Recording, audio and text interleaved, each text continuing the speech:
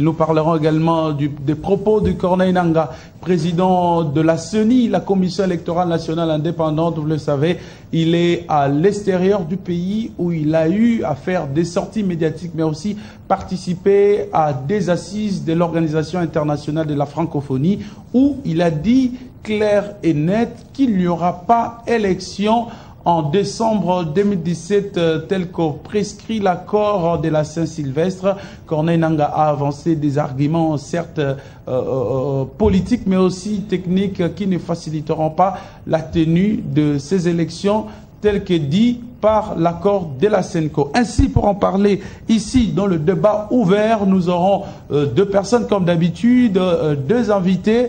Nous aurons Frédéric Bonganga, il est coordonnateur de la société civile électorale et du ciel en sigle, mais aussi l'auteur ou géniteur du projet 1+4, qui est donc Augustin Bissimois, président national des Socirec. Il est là, vous le voyez en image, président national des Socirec, auteur du schéma 1+4. Ainsi, pour commencer, nous commençons bien évidemment avec Freddy Bonganga, avec plutôt ces propos de Corneille Nangaa qui a fait rage, qui occupe désormais la une de tous les journaux à Kinshasa, aussi des tensions, je dirais pas des tensions comme telles, mais des déclarations politiques.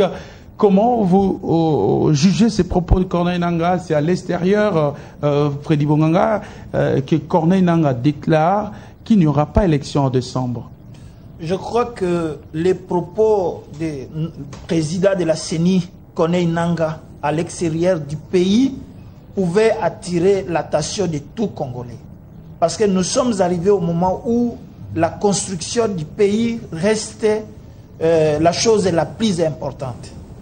Et le président de la CENI, s'il faut parler de lui, il ne faut pas commencer par ces déclarations. Il faut voir le président de la CENI dans tout ce qu'il a posé comme acte depuis qu'il a pris, il a été installé comme président, et associer aussi les déclarations. Mais moi, je n'aime pas la façon des Congolais, quand il s'agit de juger une personne, il ne voit que les négatifs. Je vois Corneille Nangaa comme quelqu'un qui a entre ses mains 32 millions d'enrôlés. Quelqu'un qui a sensibilisé toute la population de la République démocratique du Congo, des fois même traverser des rivières avec une corde. Et c'est quelqu'un qui aujourd'hui, on n'avait pas un fichier, il est en train de tout faire pour que le fichier électoral soit disponible, sans lequel nous n'allons pas aller aux élections. Parce que quand on doit résumer Corneille Nangaa par les déclarations, là, ça reste injuste. Bon, revenons maintenant par rapport à la déclaration. Moi, en tant que société civile électorale, coordonnateur national de la société civile électorale, nous aimerions voir un Corneille Nangaa plus technique. C'est-à-dire le voir sur le terrain que d'avoir beaucoup de déclarations. Mais si un journaliste lui pose la question, sur le plateau, comme vous me posez maintenant, je suis obligé de vous répondre. Pour nous, nous croyons que c'était la réponse du Corneille Nangaa à un journaliste. Ça n'a jamais été un discours. Non, non, mais c'est une décision. Il les porte déjà à cœur. Il a dit devant le responsable de l'Organisation internationale de la francophonie. Je rappelle que c'est l'Organisation internationale de la francophonie qui a procédé à l'audit externe du fichier électoral, mais aussi qui est venu faire une évaluation pendant les opérations d'enrôlement en cours. C'est de cela qu'est venue cette décision. Est-ce que ce n'est pas du tout mal parti pour une émanation de la société civile, Corneille Nangaa? Non, Corneille Nangaa a choisi entre le mensonge et la vérité, entre la responsabilité et l'honnêteté. Je crois que Corneille Nangaa, bien qu'il est allé vite, parce que dans cette réunion, normalement, il ne pouvait pas toucher le nerf de la vie. Il a prononcé ce qu'il a prononcé. Mais je crois que Corneille Nangaa, dans son fort intérieur, il s'est dit, si je ne dis pas qu'il n'y aura pas des élections, et quand le mois de décembre arrivera, il n'y aura pas d'élection, qu'est-ce que je serai et qu'est-ce que la CENI deviendra? Corneille Nangaa a choisi d'être un monsieur responsable et honnête. Honnête d'annoncer qu'il n'y aura pas élection par rapport aux données techniques. Mais moi, je crois que le problème de Corneille Nangaa, comme il n'est pas communicateur, il ne sait pas. Vous savez que pour communiquer... il a des conseillers en communication. Oui, mais vous savez que pour communiquer, c'est tout un art. Vous, les journalistes, vous êtes formés. Parce que lui, il pouvait se limiter seulement à présenter maintenant les dangers, à présenter seulement les enjeux. Non, à présenter la technicité. Vous comprenez, les critères techniques. Il pouvait dire tout simplement, il n'a pas à conclure. Corneille Nangaa devrait seulement dire, au vu des éléments que j'ai entre mes mains, entre autres, l'enrôlement à Kinshasa n'est pas fini, au Kasaï il y a encore des problèmes, je doute que je puis. Vous comprenez? Mais lui n'a pas à faire des affirmations. C'est là où je puis dire que Corneille Nangaa a un peu failli par rapport à la communication. Mais si nous regardons la chose, Corneille Nangaa a préféré dire la vérité au peuple congolais qu'il n'y aura pas des élections que les embellir. Alors, Augustin Bissimo, vous êtes président national de la société civile républicaine. J'imagine que vous incarnez certaines valeurs républicaines. Corneille Nangaa n'a pas respecté certains mécanismes qui voudraient assez qu'avant que la CENI puisse prendre une décision, qu'il y ait d'abord l'installation du Conseil national, que je dis, du Comité national de suivi de l'accord, d'après ce que dit l'accord de la CENCO, qui d'ailleurs, je dirais, dirige cette période de transition. Est-ce qu'il n'est pas allé trop vite en besogne, tel que le minimise Freddy Bonganga? Bon, merci beaucoup Edmond pour la parole. Permettez-moi d'abord de saluer les téléspectateurs de la RTVS 1 qui nous suivent en ce moment. Je veux dire ici que nous, au niveau de la société civile républicaine du Congo, nous n'avons pas été surpris par la déclaration de M. Nangaa. Parce qu'à l'avance, on ne croyait pas à cet accord de la Saint-Sylvestre. Nous avons signé les premiers. Donc le problème, ce n'est pas des propos, c'est l'accord qui pose problème. Bien évidemment, parce qu'on devait s'y attendre. Et ceux-là qui s'attendaient réellement aux élections, n'est-ce pas, en cette année ici, ce sont eux qui sont surpris. Mais nous, au niveau de la SOCIREP, parce qu'on l'avait démontré noir sur blanc, par beaucoup de correspondances adressées au CG, n'est-ce pas, de la CENCO, et nous avons dit, nous ne signons pas cet accord, parce que l'accord manque comme il respire. Et donc, lorsque nous revenons un peu au premier accord dont nous avons été signataires, on s'aperçoit que... C'est l'accord de la Cité de l'Union africaine du 18 octobre. Oui. Et donc là, on a... Mais l'accord là n'existe plus. J'y arrive. C'est-à-dire que là, on a écouté les avis techniques de la CENI avec d'autres organisations telles que l'OIF et bien d'autres experts des Nations Unies qui ont démontré techniquement qu'on peut avoir les élections en mai 2018. Et donc, ce sont en fait, les parties prenantes qui ont forcé la chose en amenant la CENI à accepter le mois d'avril 2018. Mais sinon, la CENI à l'avance avait parlé de mois de mai. Et donc, nous sommes allés, quand arrivait le moment du dialogue appelé de la Saint-Sylvestre, là, on a forcé la CENI à accepter qu'il y aurait élection en décembre. Et donc, vous sentez qu'on a fait fi des avis techniques. Vous sentez que les politiques se sont immiscés dans les affaires électorales, alors que la CENI rêvait un caractère indépendant. Alors on a privilégié les questions d'ordre politique. Voyez-vous. Parce que le pays était pratiquement en feu, on cherchait des allumettes pour les allumer. Finalement, les évêques sont sortis comme des sapeurs-pompiers pour étouffer tout ce qu'il y avait comme problème. Mais est-ce que vous, parce que vous dites que vous ne croyez pas à cet accord, vous ne pensez pas que l'accord a quelque peu résolu la tension qui régnait? Bon, en fait, vous savez, il faut arriver, il y a ce qu'on dit souvent en français, c'est la fin justifie les moyens. C'est-à-dire, on estime qu'on a résolu. Mais au stade actuel, est-ce qu'il n'y a pas crise? Est-ce parce qu'en fait, les deux dialogues qui ont été tenus en RDC avaient pour objectif de résoudre la crise? Est-ce que la crise est résolue? Parce que maintenant, là où nous sommes, on est en train de sentir que la crise est en train de s'accroître au fur et à mesure. Et par conséquent, il faut qu'on trouve des solutions idoines. C'est ainsi que nous pensons que ces débats de la CENI, nous, en tout cas, nous n'avons pas été surpris par rapport à cette déclaration. C'est pour cela que nous pensons que seule la CENI, jusqu'à preuve du contraire, a les prérogatives de pouvoir se prononcer par rapport à ça. Non, mais le fait que le président de la CENI se prononce à l'extérieur du pays, parce que nous avons toujours l'habitude de parler de l'ingérence, ainsi de suite, est-ce que ce n'est pas aussi une question de l'ingérence quelque part? Bon, je ne crois pas parce qu'on ne l'a pas forcé de parler.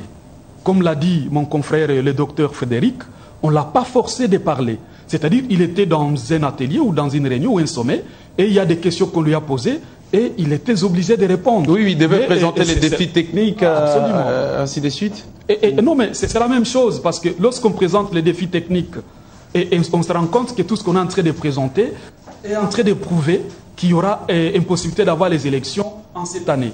Et là, moi, je pense que ce soit à l'extérieur ou à l'intérieur, ça aurait été la même chose. Même lorsqu'il est dit à l'interne, ça ne change pas grand-chose, ça ne nous amène pas les élections cette année. Alors, Monsieur Freddy Bonganga, est-ce que le problème actuel, ce n'est pas Nanga, d'après Augustin Bissimois, c'est plutôt l'accord qui aurait fauché tout sur le processus électoral? J'aimerais vous donner une petite historique. En 2006, il y a eu éclatement de la guerre en pleine capitale. Bemba, président Kabila. 2011, il y a eu deux présidents qui ont prêté serment. La main sur la Bible, à son domicile, l'autre, je crois, à Katchachi. En 2016, il n'y a pas eu élection. En 2016, il n'y a pas eu élection. On n'a pas voulu, on n'a pas voulu organiser les élections. Ouais. Maintenant, si vous me posez la question, vous voyez l'origine maintenant, l'étiologie du problème, c'est la non-organisation des élections. Ceux qui devraient organiser les élections n'ont pas organisé. Nous sommes en train de souffrir aujourd'hui, alors que c'est la majorité présidentielle qui est le vrai responsable. C'est le pouvoir. Oui, le pouvoir en place et qui continue à être là, c'est ce pouvoir-là qui nous a amenés à l'impasse. Mais ici, vous ne parlez pas du pouvoir. Mais attendez, parce que vous m'avez posé la question, l'éthiologie. L'éthiologie n'a jamais été Nanga. Nanga, il n'y a pas longtemps qu'on venait de le prendre. Nanga a été installé il n'y a pas longtemps. Il y avait même Abbé Malumalu qui était avant Nanga. Donc, pour vous dire que si c'est l'éthiologie, c'est le pouvoir en place qui n'avait pas organisé les élections. Il n'a pas tiré les leçons de 2006 et de 2011. La guerre qui était éclatée, pour la majorité, ça ne dit absolument rien. En 2011, les deux présidents sont sortis après l'élection. Parce que les élections, en fait, c'est aussi un facteur de risque. Même quand nous demandons tous aller aux élections, les élections peuvent soit amener la joie, tout comme ça peut basculer. Alors, la majorité au pouvoir n'ont pas tiré des leçons. Et ils n'ont pas organisé les élections. Mais parce que j'ai entendu mon ami parler de l'accord, la seule feuille de route aujourd'hui qui peut garantir tous les Congolais, c'est cet accord politique global de la Saint-Sylvestre. Parce que cet accord-là est bien fait. L'accord de la Senko. Oui, l'accord de la Senko. Il n'y a point de doute. Ça, mais le problème, c'est quoi? La majorité a torpillé l'accord. Non, le problème d'Augustin Abissi, moi, c'est la contenance du processus électoral. C'est-à-dire les temps donnés à Nanga dans l'accord n'ont pas, je dirais, n'a pas été bien calculé d'après Augustin Abissi. Moi, on l'a tendu un piège et finalement la CENI aurait même accepté cette décision politique. Non, non, vous savez qu'il y a eu de la manipulation. L'État, il n'y a pas un problème. En 2016, est-ce que l'État y manquait? C'est un problème de mauvaise foi. Une manifestation de la mauvaise foi parce que la majorité oublie que le pays ne leur appartient pas. Non, mais le pays, c'est le pays de tous les Congolais et ils n'ont eu qu'un mandat à gérer et maintenant ils considèrent comme si le pays leur appartient. C'est ça le problème. Le jour où la majorité va comprendre qu'ils sont au service du peuple congolais, c'est à ce jour-là où les choses vont marcher correctement. Mais Corneille Nanga, devant les évêques, devant les acteurs politiques, a accepté d'organiser les élections en décembre 2017. Corneille Nanga a accepté d'organiser. Oui, cette date est même inscrite dans l'accord. Vous soutenez cet accord, vous ne pouvez pas nager à contre-courant de cet accord. Non, mais le pourvoyeur des finances, pour qu'il organise, c'est la majorité. Ceux qui doivent mettre la sécurité, c'est la majorité. Vous comprenez que Corneille Nanga n'est qu'une femme pour préparer. Quand vous ne donnez pas à la femme les matériels, vous ne mettez pas la sécurité entre les mains de Corneille Nanga pour qu'il fasse l'enrôlement, vous ne lui donnez pas les moyens. Tibala a déjà donné combien? Il ne donnait pas les moyens à Corneille Nanga. En tant qu'une femme, parce que la femme est enceinte, c'est la CENI, et cette femme enceinte mérite d'être nourrie correctement. Comme maintenant il y a une femme qui est enceinte, il veut mettre au monde les institutions, mais c'est lui, son mari, qui est le gouvernement, ne donne ni la sécurité, moins encore les moyens. Maintenant, il va s'abattre sur les déclarations. Moi, je vous dis que si nous nous abattons sur les déclarations de Nanga, nous suivons ce qui est superficiel. Il faut suivre ce qui est profond, c'est-à-dire la majorité doivent comprendre que le Congo n'est pas une boutique. Alors, Augustin Bissimo, est-ce que vous raisonnez ou vous réfléchissez comme d'autres acteurs de la société civile qui estiment qu'aujourd'hui, Nanga doit jeter les tabliers, doit démissionner catégoriquement? Oui, vous savez, Edmond, j'ai toujours dit que dans toute démarche, il y a deux questions qu'on se pose. Et lorsqu'on se refuse de se poser ces deux questions, en tout cas, on tape à côté. La première question dans une démarche, il faut qu'on se dise qu'est-ce que je cherche. La deuxième question, il faut qu'on se pose la question de savoir comment je vais trouver ce que je cherche. Si l'on a besoin des élections dans le temps et que l'on dise que Nanga doit démissionner, l'on doit se rassurer que là, on sera en train de retarder le procès électoral. Parce que, je vais bien, il y a ce qu'on appelle le principe de continuité, mais aussi faut-il encore que l'on nous amène quelqu'un qui se rassure, qui connaît réellement où est-ce que nous en sommes et à quel niveau il va commencer. C'est-à-dire qu'il faut éviter... Est-ce que le pays n'en a pas des capacités ou Je crois aux Congolais, je crois aux Congolais, mais nous devons éviter, n'est-ce pas, d'être généralistes. Donc d'après vous, la démission de Nanga ne va pas résoudre le problème? Pas du tout, Edmond. Vous savez, notre pays n'a pas beaucoup de Nanga. Notre pays n'a pas beaucoup de Maluma Loupé à son âme. Notre pays n'a pas beaucoup de Ngoï Mulunda. Beaucoup de Ngoï Mulunda. C'est-à-dire qu'ici, nous devons être en mesure de comprendre. Notre pays n'a pas beaucoup de Basengezi Katintima qui maîtrisent un peu ce genre de questions électorales. On n'en a pas beaucoup. C'est-à-dire qu'on doit, par moment, essayer un peu de comprendre quelles sont nos potentialités. Et si nous pensons que tout le monde peut faire chaque chose et n'importe quoi, là, nous allons taper à côté. Non, mais il y a une école de formation électorale, EFEAC, qui existe, école de formation électorale en Afrique centrale, qui existe. Est-ce qu'il n'y a pas d'autres hommes capables qui ont accepté aussi d'affronter les études électorales, qui se sont spécialisés dans ces domaines? Je suis bien d'accord avec vous, mais comme l'a dit le docteur Frédéric, le problème, ce n'est pas Nanga comme individu. Le problème, c'est tous les contours liés au procès électoral. C'est toutes les questions techniques, la sécurité, les moyens financiers. Tout ça, ce n'est pas Nanga qui va donner les budgets à lui-même. Ce n'est pas Nanga qui va organiser la sécurité à l'intérieur du pays. Non, tout ça, c'est pas Nanga. Et donc, on peut amener quelqu'un d'autre devant les mêmes circonstances. En tout cas, il va aussi tomber dans les mêmes problèmes. Ça signifie que pour moi et pour la société en général, le problème, ce n'est pas l'individu. Le problème, c'est tout ce qu'il y a comme contour au sujet de cet accord qui a été mal négocié. Mais il faut aussi placer des gens qui seront capables de résoudre la crise, parce que vous reconnaissez qu'il y a crise. Absolument. Peut-être Nanga ne serait pas à la hauteur de la crise actuelle que... Non, non, pas du tout. Pas du tout. Parce que, vous savez, Nanga, comme l'a dit le collègue, Nanga, c'est quelqu'un qui prépare. Mais on doit lui donner les ingrédients possibles. Et lorsqu'il n'en a pas, qu'est-ce qu'il fait? Qu'est-ce que votre femme fait lorsqu'elle n'a pas eu tous les ingrédients possibles qu'il faut? Et nous sommes dans cette situation là-bas. Et donc, les ingrédients possibles, ce sont les acteurs politiques qui doivent mettre tout en marche pour donner à la CENI les moyens qu'il faut et le climat politique assaini, la sécurité et qu'en sais-je encore, pour qu'on se rassure qu'on a les élections. Alors, nous avons comme l'impression dans notre pays, et tout ce que dit Corneille Nanga, appuyé par la majorité présidentielle, maintenant, l'opposition est en train d'exiger la démission de Corneille Nanga. D'autres plateformes aussi de la société civile exigent la même chose. Frédéric Bonganga, vous pensez aussi que Nanga doit démissionner? Je vous dis d'emblée ceci, messieurs les journalistes. Nous avons déjà prévu une plénière de la société civile. Et ça ne sera pas n'importe quelle société civile. Mais vous êtes partenaire de la CENI. Oui, non, je vous vois vraiment difficile de réclamer sa démission. Nous sommes partenaires, nous ne sommes pas une partie de la CENI. Nous faisons la thématique sensibilisation et nous observons exactement ce que la CENI est en train de faire. Mais par rapport à la démission de Nanga, ce n'est pas tout le monde. Ça, Nanga, il est de notre composante, de la société civile électorale.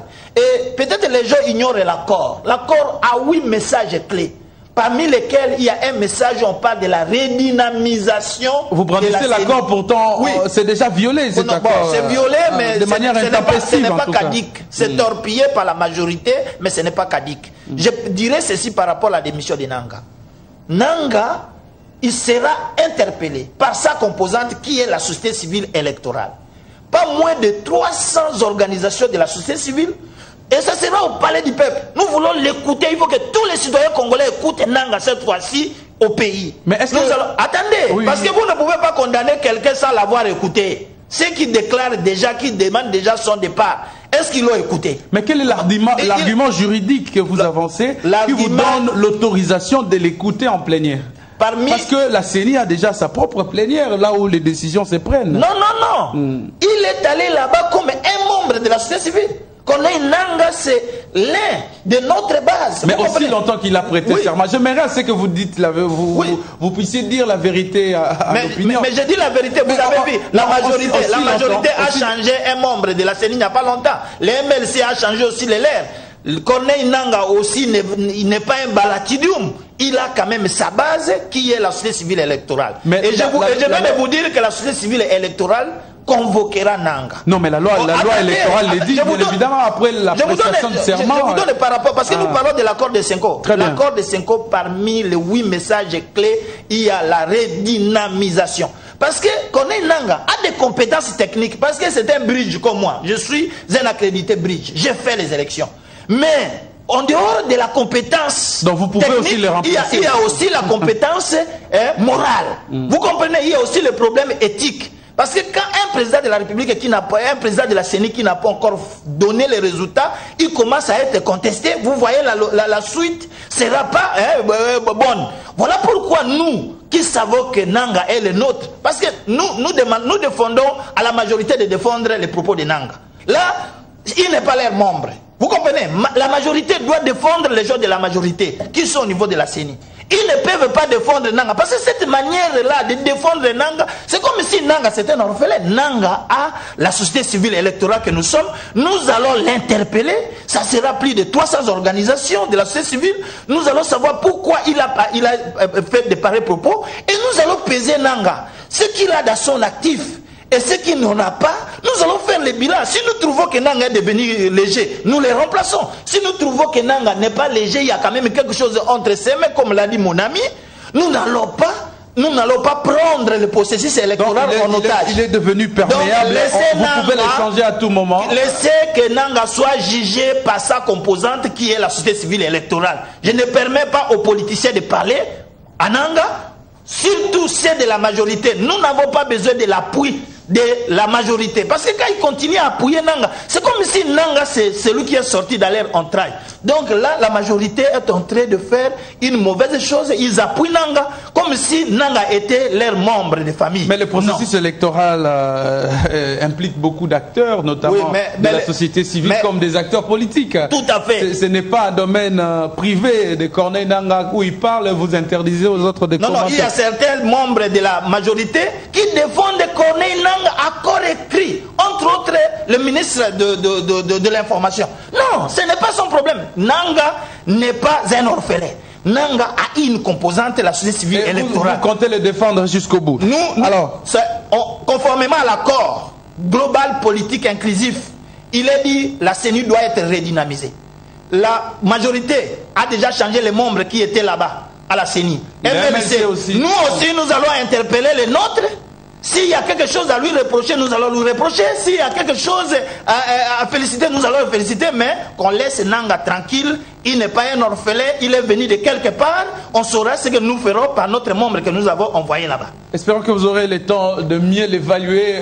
Nous quittons ces propos de Nangaa pour prendre la lettre, la correspondance de Christine Lagarde, directrice générale du FMI, Fonds monétaire international, qui écrit officiellement au gouvernement qu'elle veut bien financer la République démocratique du Congo et son processus électoral, mais à une seule condition, stabilité politique. Est-ce que ce n'est pas une manière polie de refuser l'offre ou de refuser à la demande du gouvernement congolais? Non, mais écoutez, vous savez, tout ça, je crois que ça rentre dans les cadres de notre plan, opération de sortie de crise que nous avons, n'est-ce pas, proposé récemment ici.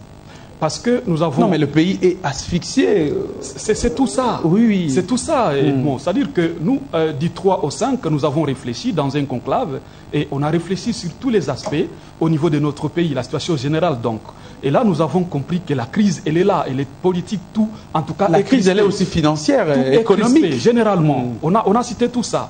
Et au regard de cela, on peut se poser des questions. Est-ce que nous pouvons avoir les élections voulues?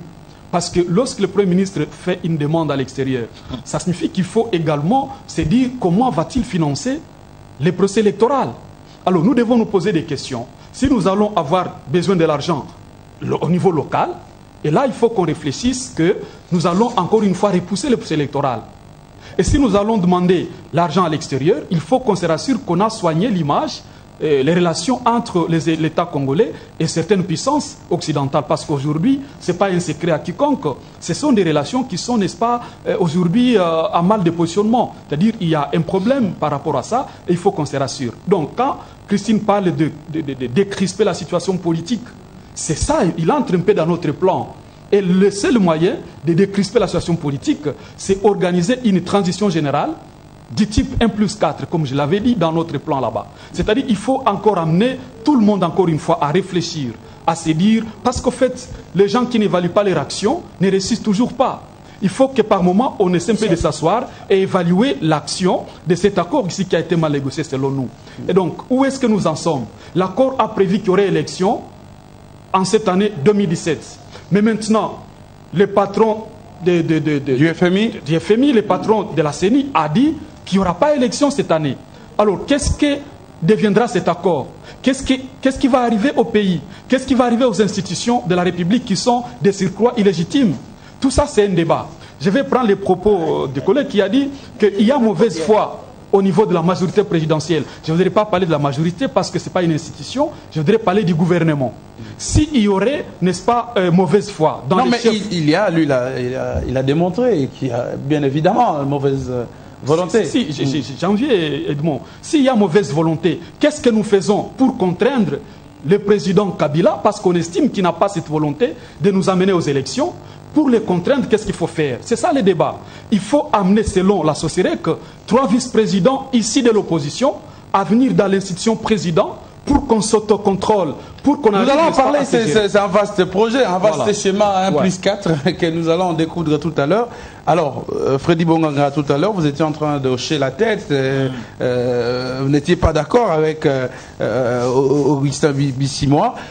Le FMI, Fonds monétaire international, qui a toujours été partenaire de la RDC, Christine Lagarde l'a reconnu. À un moment, il n'y avait plus de relations parce que certaines mesures ou mécanismes de contrôle n'ont pas été respectés à l'époque du gouvernement Matata. Est-ce que vous voyez le FMI favorable soutenir les élections en République démocratique du Congo et surtout qu'il s'agit d'un cycle électoral? Mon frère, comme je venais de vous dire, l'agent causal, c'est le pouvoir en place. Donc, il faut commencer par travailler avec les faux. Parce qu'ils ont travaillé avec les faux gouvernements. Un faux gouvernement qui n'a pas de légitimité interne et externe. Comment voulez-vous qu'on vous donne l'argent? Et deuxièmement, la controverse qui est au niveau de la majorité. À un moment donné, ils se disent non, il ne faut pas que la communauté internationale s'ingère dans les affaires intérieures. Mais maintenant, l'argent, c'est l'affaire intérieure ou extérieure. Ils envoient leur chef de gouvernement qui écrit la lettre pour recourir à ces gens au moment où, théoriquement, par leur porte-parole, on rejette la communauté internationale. Et même là, vous voyez, ils sont en train de faire un faux CENSA. Un CENSA qui n'a pas la société civile électorale. Je vous ai dit que nous avons fait, pour par exemple, superviser M. Nanga. Mais il faut quelqu'un qui a pris les élections comme lui. Vous comprenez qu'ils sont en train de tisser un petit faux CENSA qui va donner aussi le faux résultat. Le problème ici, c'est la majorité présidentielle. La majorité présidentielle doit accepter de travailler avec le vrai rassemblement. Il doit faire un vrai gouvernement. Il doit faire un vrai CENSA. Et pour le faire, la seule feuille de route, c'est celle proposée par les évêques de la CENCO. Il suffit seulement que le président de la République arrête ce processus-là négatif de mauvais gouvernement. Tchibala aujourd'hui, par exemple. Qu'est-ce qu'il vaut? Alors, attendez, il a dit, attendez, Tchibala a dit, il va améliorer les conditions sociales. Tchibala a dit, il va amener les gens aux élections. Les élections ne seront pas organisées. Les conditions sociales, il ne les a pas améliorées. Bon, qu'est-ce qui lui reste? Quelle est la raison d'être de Tchibala aujourd'hui? Si le président de la République peut les décommissionner, c'est fini, c'est une solution. J'aimerais que vous répondez à la question, parce qu'on voulait certainement en venir. Freddy Bonganga, Christine Lagarde le dit dans sa correspondance, qu'il faudrait stabiliser la situation politique avant de prétendre recevoir un quelconque financement du FMI. Bon, ici, M. Izouba, est-ce que c'est possible? J'abaisse un peu la voix parce que beaucoup de gens disaient que Dr Bungangaï... Non, vous êtes libre, vous êtes libre. Il y a ceci. Parmi les messages clés de l'accord politique global, il y a la discrimination politique. Vous comprenez? Jusque-là, la majorité n'a jamais fait ça. Vous comprenez? Les gens qui sont en prison sont toujours en prison. Où est Diomi? Où est mon ami Mouyambo? Où est tous ceux qui sont arrêtés là-bas? Vous voyez, les gens, c'est un problème de réconciliation. Si la majorité présidentielle pouvait faire sortir tous ces gens-là qu'il a arrêtés politiquement, le peuple congolais va se réconcilier. Parce que le problème ici, ce n'est pas être majorité, être de l'opposition. Nous sommes tous les Congolais. Donc, la clé pour que les choses se normalisent, c'est le pouvoir en place. Ils ne peuvent pas envoyer leur premier ministre et demander l'argent à la communauté internationale. Et là, je dis à Mende, est-ce que vous avez permis que votre ministre de l'opposition, pas de la majorité présidentielle? Oui, le premier ministre, pas de l'opposition. Non, quand on vous achète... Le premier ministre de l'opposition. Quand on achète quelqu'un... Vous savez le virus de sida, quand il prend un globule blanc qui était comme défense dans ton organisme, mais s'il est converti dans son système, il commence à il est corrompt. Mais maintenant, c'est que la majorité a fait. Ils ont pris Tibala et ils l'ont manipulé. Ils l'ont maintenant, il est devenu plus grande majorité que lui-même. Donc c'est ça le problème. Donc, il n'a rien d'opposition. Lui, c'est un homme de la majorité. Non, mais qui fait la volonté de la majorité. Ce n'est pas le même avis de M. Augustin Bissimo. Parce que Tibala n'a rien d'opposition, lui. Non, mais il a échoué le mandat, le président. Vous l'avez toujours reconnu à côté d'Etienne Tshisekedi. Alors, nous entrons de... Etienne Tshisekedi n'était pas un homme de oui et non. Etienne Tshisekedi était un homme de non. Nous allons changer de sujet. Non, les Tibala, ils sont oui aujourd'hui, demain non. Très bien. Cela, Etienne n'a jamais eu. Merci beaucoup. Alors, nous allons en venir maintenant avec les sujets des 1+4 gouvernements proposés par la société civile républicaine du Congo pour sortir la RDC de l'ornière, de l'impasse politique, de la crise. Augustin Bissimo, 1+4, nous l'avons connu pendant la transition après le dialogue de Sun City. Vous estimez que ce gouvernement pourra aussi résoudre le problème actuel? Est-ce que le problème d'il y a 10 ans, c'est le même problème que nous rencontrons aujourd'hui? Pendant la transition, je rappelle qu'il n'y avait pas de la démocratie. Cette fois-ci, nous avons une constitution qui réglemente le pays. Comment ça va se faire? Comment arriver à mettre 1+4 en place? Oui, Edmond, il faut dire ici que par rapport à ces plans de la SOCIREC, les plans de sortie et de prévention de la crise, pour en parler, il faut d'abord une seule condition. Quelle est la condition? C'est pas la même condition du FMI. Pas du tout. Cette condition, c'est d'accepter d'abord réfléchir à haute voix. C'est d'accepter mettre de côté tout ce qu'on a comme sentiment partisan. C'est d'accepter qu'on est en train de traiter les questions de l'État et on ne peut pas accélérer lorsqu'on parle des questions de l'État. C'est-à-dire, les plans, d'abord il faut revenir, n'est-ce pas, à l'origine. Nous avons réfléchi dans un conclave de 3 jours et qui a essayé un peu de traiter la situation. Non, ça vous avez déjà dit. Parce qu'il faut y revenir. Et là, nous avons sorti un plan, et ce plan dispose que le premier dialogue qui a eu lieu, n'est-ce pas, à l'Union africaine, le deuxième dialogue à la CENCO, n'ont pas réussi à résoudre la crise. Et aujourd'hui, nous sommes, n'est-ce pas, au mois d'août, au mois de juillet, il nous reste que 5 mois pour avoir les élections comme c'était prévu selon l'accord. Les signaux sont au rouge qu'il n'y aura pas élection. Alors, nous disons, est-ce que la crise a été résolue ou la crise est en train de s'accroître? Je vais prendre mon confrère Omo, il dit qu'il y a mauvaise foi. Je peux lui concéder et peut-être avoir, n'est-ce pas, confiance par rapport à ça.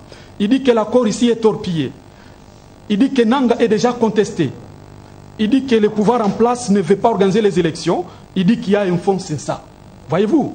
Et tout cela, Edmond, si nous réfléchissons à haute voix, il y a lieu de comprendre qu'au regard de tout ça, l'accord, en tout cas, n'existe plus. Très bien. Et mais comment arriver à résoudre le problème? Voilà, pour résoudre le problème, il faut recourir d'abord à un temps de s'asseoir pour évaluer. Oui, et ce temps-là, vous m'avez invité pour parler. Très bien, allez-y. Donc, pour y arriver, il faut un dialogue. Et le vrai dialogue alors, parce que cet accord était mal négocié, et nous on s'attendait à ce que ça bloque. Mal négocié pourquoi, Edmond? Comment vous attendez à ce que ça bloque? Donc vous étiez... Nous avons alerté, nous avons alerté, nous avons dit, mes chers amis, n'allez pas vite en besogne. La CENI vous a dit... Vous attendez à ce que le pays bloque. Non, nous avons alerté depuis qu'on signait cet accord et nous avons refusé de le signer. Parce qu'un accord qui accepte un Premier ministre, ici de l'opposition, du rassemblement, alors que la Constitution dit que le Premier ministre vient de la Constitution, donc majorité parlementaire. Donc ça a violé la Constitution. On a quitté le cadre constitutionnel parce que le Premier ministre vous dit que les parties prenantes s'engagent à respecter la Constitution. Mais déjà dans le corps, on viole la Constitution. Ça, c'est déjà un problème. Comment un Premier ministre qui vient de l'opposition va travailler face à un Parlement de la majorité présidentielle? Comment ça va se passer? Parce que le Parlement aujourd'hui a une grande majorité présidentielle là-bas. Alors, voilà comment le confrère dit que le Premier ministre Bruno Tshibala, aujourd'hui, apparemment, il n'a pas la main ouverte. Il a une main liée. Il est donc limité dans ses actions. Parce que moindre erreur, il est inversé par le Parlement. Avançons dans la même logique. Je suis en train d'y arriver. Peut-être pourront être le médiateur parce que ça pose toujours problème. Dans les plans, nous avons prévu que les autorités traditionnelles puissent prendre... C'est qui ces autorités? Les chefs coutumiers? Absolument, absolument. Alors, vous avez constaté l'échec de l'Union africaine, l'échec de l'Église catholique, et maintenant vous faites recours aux ancêtres traditionnels. On a toujours dit que ce pays, c'est un pays de nos ancêtres. Les chefs traditionnels ont eu à résoudre beaucoup de conflits. Les conflits comme on a ça, vous ne le savez pas peut-être, il y avait un feu qui a été allumé pour appeler les esprits. Et ces esprits se sont, n'est-ce pas, élargis sur toute l'étendue. Et donc, les chefs coutumiers regorgent beaucoup de potentialités que nous ignorons.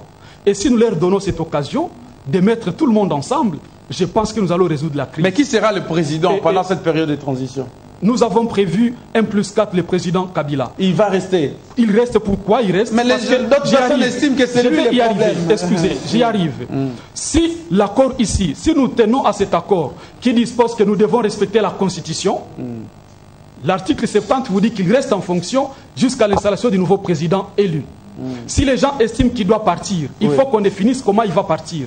Parce que la Constitution a déjà tranché, il part par décès, il part par démission volontaire, il part par voie électorale. Très bien. Et que donc, alors vous voulez, dans une logique du respect de la Constitution, obtenir un accord avec tous les acteurs politiques et de la société civile. Oui. Très bien. Alors, mais comment respecter l'accord pendant une période de la transition, pendant que tout le monde sait que...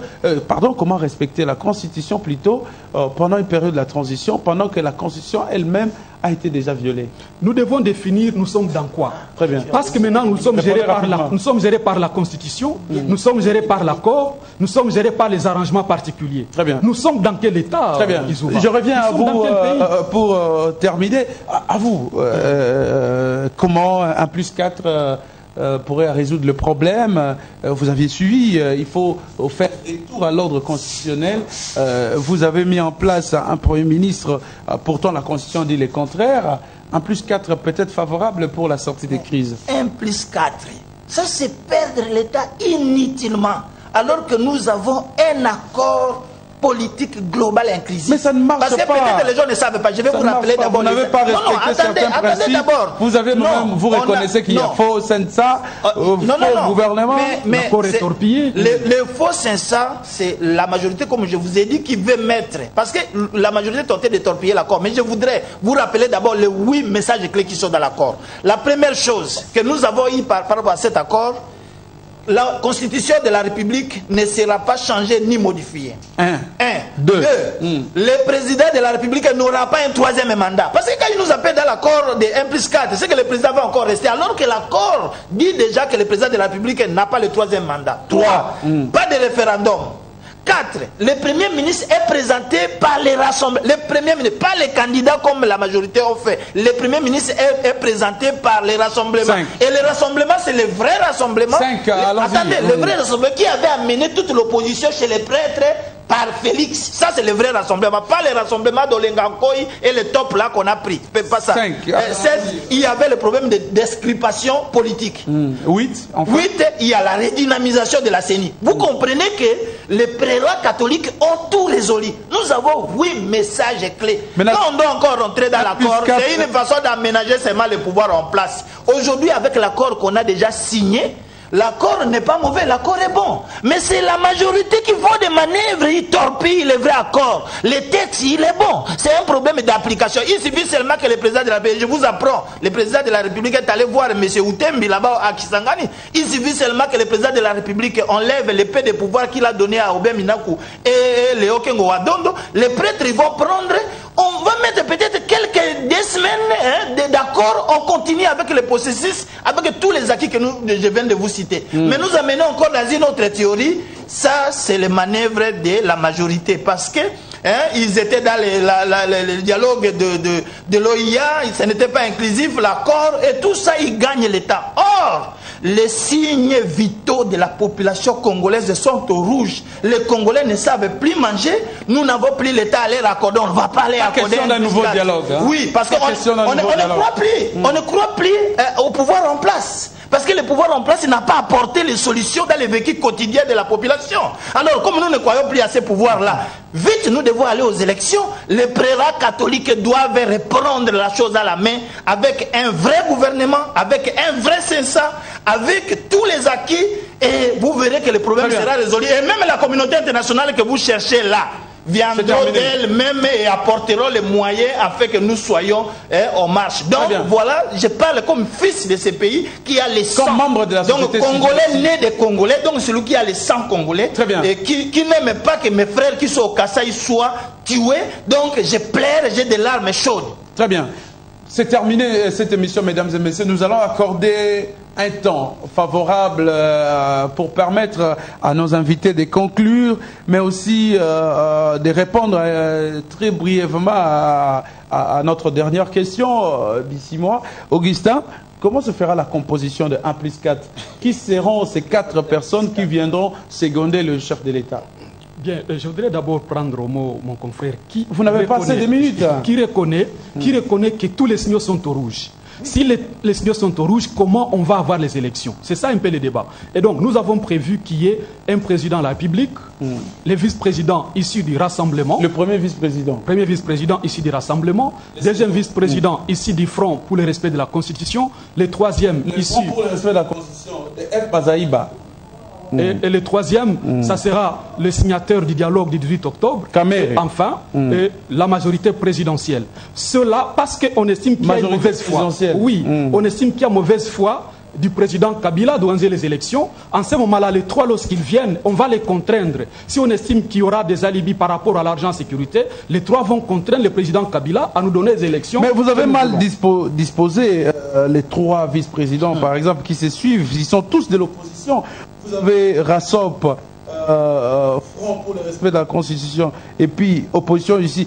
Tous sont des opposants. Absolument, parce qu'au fait, ils doivent venir contraindre le président Kabila. Ça pose problème. Pas du tout. Ils vont contraindre le président Kabila à nous amener, à nous donner les élections qu'il faut dans ce pays. Alors comment il va venir, si on n'y arrive pas, si on n'y arrive pas, Blaise, parce qu'en janvier j'avais mis ma main à couper qu'on n'aura pas élection dans cette année. Et voilà, aujourd'hui, on est en train de me donner raison. Non, mais je vous dis sincèrement. Il faut démarrer les dialogues. Quand est-ce qu'il faut tenir les élections?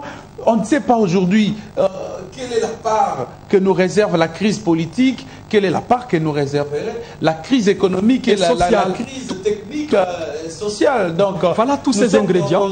Tous ces ingrédients prouvent que les signaux sont rouges. Alors comment y parvenir? Comment y parvenir? Dernière question. Comment y parvenir? Gérer, c'est prévoir.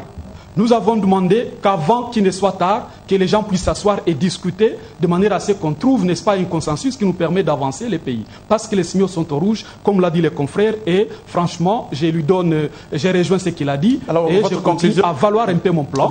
La conclusion est que je demande à ce que le peuple congolais réfléchisse à haute voix parce qu'il s'agit de l'État congolais. Il faut parce qu'il s'agit de matières qui touchent, n'est-ce pas, notre État, nous devons, n'est-ce pas, éviter les sentiments politiques, les sentiments, n'est-ce pas, je dirais, enfantins, de manière à ce qu'on sache qu'il s'agit ici de l'État. Réfléchissons à haute voix pour décrisper, n'est-ce pas, les problèmes dans notre pays. Merci à vous, Augustin Bissimois, d'avoir été des nôtres. Alors, vous, Freddy Bongan, vous n'avez qu'1 minute. Hein? Oui. Alors, je voudrais tout simplement dire que l'accord, l'accord de la CENCO est devenu aujourd'hui une résolution des Nations Unies. Cet accord, à un moment donné, était interne, mais lorsque les prêtres sont allés aux Nations Unies, ils ont présenté l'accord, cet accord-là a été adopté. Parce que les amis sont en retard. Ce n'est plus le problème des Congolais, mais c'est un problème maintenant du monde entier, cet accord-là. Et ce que je voulais encore dire, ceci, c'est la seule feuille de route qui peut amener la paix. Parce que les Congolais aujourd'hui veulent l'alternance politique. Aller encore dans d'autres conciliabules pour que le président et le pouvoir actuel restent, ce n'est pas ça poser les diagnostics. Très bien. Alors, quelle est votre conclusion? Ma conclusion, c'est que non, mais comment résoudre la crise? Le respect de l'accord. Le président de la République, le président de la République qui doit être humble. Et là, pour savoir qu'il est hors mandat, il a fait déjà 2 mandats, maintenant il n'a plus les mandats. Mais comment résoudre la crise? Oui, il doit remettre le pouvoir entre les mains des prêtres, des évêques, de la Senko. Et la Senko, à ce moment-là, ils vont redémarrer. C'est ça la transition? Oui, mais pas la transition. Ils vont se mettre seulement pour quelques temps, en fait qu'il y ait un vrai gouvernement, un vrai censat, et en cela, on aura gardé tous les acquis que nous avons déjà eu. Donc, aller dans d'autres voies, c'est vraiment endormir le peuple congolais. Vous les avez suivis, mesdames et messieurs, chers téléspectateurs. J'ai reçu pour vous le 2 cadres de la société civile pour parler de cette épineuse question de processus électoral, mais aussi du gouvernement 1+4 que propose Sosirek, Société civile républicaine, et Freddy Bonganga de l'Aide du Ciel qui propose le respect de l'accord pour permettre à ce que nous puissions largement avancer. C'est terminé, mesdames et messieurs. Vous étiez nombreux à nous suivre de partout. Écrivez-nous, envoyez-nous nos messages sur ces numéros qui s'affichent au bas de vos écrans. Restez à suivre nos programmes sur la télé démocratique. À nous revoir. À la prochaine. Au revoir. Bye. Merci beaucoup. Saluez-vous. Hein. Salut.